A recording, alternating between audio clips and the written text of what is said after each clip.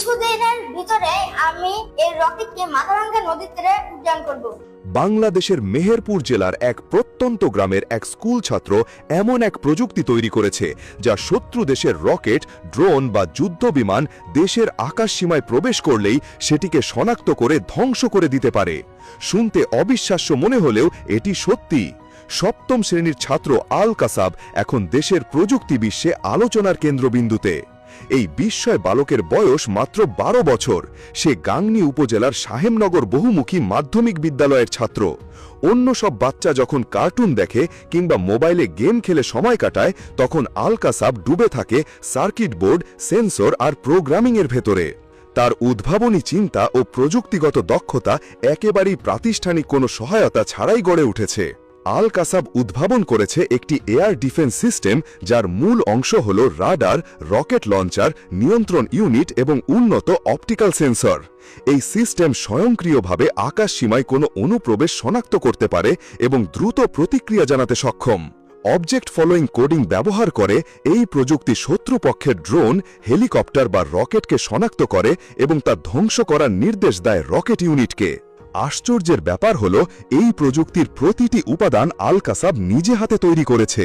কোনো রকম বিদেশি সাহায্য ছাড়াই শুধু ইন্টারনেট ঘেঁটে, নিজ উদ্যোগে শিখে এবং স্থানীয় উপকরণ ব্যবহার করেই সে এটা বানিয়েছে। এই একটি আবিষ্কারে থেমে থাকেনি আল কাসাব। সে এরই মধ্যে তৈরি করেছে কিউরিওসিটি রোভার 1 নামে একটি রোবট, যা চাঁদের পৃষ্ঠ থেকে তথ্য সংগ্রহ করে পৃথিবীতে পাঠাতে সক্ষম। এটি মহাকাশ গবেষণার ক্ষেত্রে এক যুগান্তকারী প্রযুক্তি হতে পারে। তাছাড়া রয়েছে AI কমব্যাট রোভার, যা সেনাবাহিনীর সীমান্ত পাহারায় ব্যবহৃত হতে পারে। এই রোবট শত্রু শনাক্ত করে ভিডিও পাঠাতে পারে ঘাঁটিতে থাকা কন্ট্রোল রুমে। পাশাপাশি সে তৈরি করেছে laser communication system, 180 degree night vision camera এবং আরও কিছু পরীক্ষামূলক সেন্সর ডিভাইস। আল কাসাবের বিজ্ঞান প্রীতি শুরু হয় শিশু বয়সেই। ক্লাস 3তে পড়ার সময় সে প্রথম কম্পিউটার প্রোগ্রামিংয়ের প্রতি আগ্রহী হয়ে ওঠে। নিজের চেষ্টায় HTML, পাইথন, জাভাস্ক্রিপ্টের মতো ভাষা আয়ত্ত করে ফেলে। ইউটিউব ও গুগল থেকে শেখে আন্তর্জাতিক মহাকাশ সংস্থা নাসা, স্পেসএক্সের রকেট প্রযুক্তি।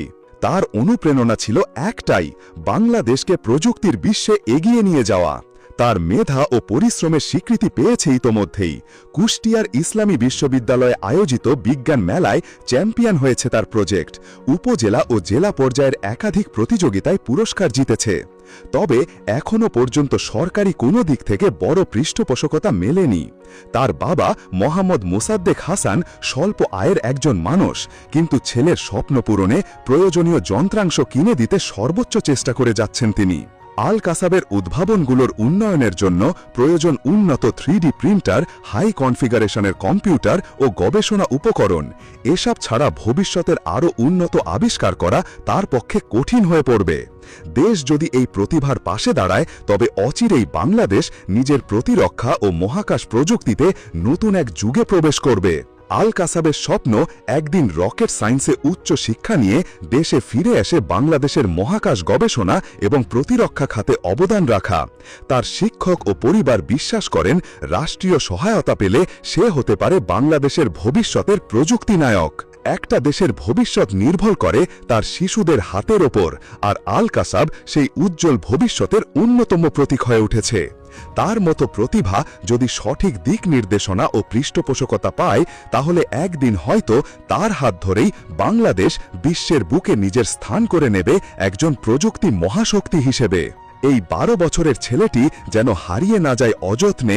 তার স্বপ্ন আমাদের সবার স্বপ্ন হওয়া উচিত।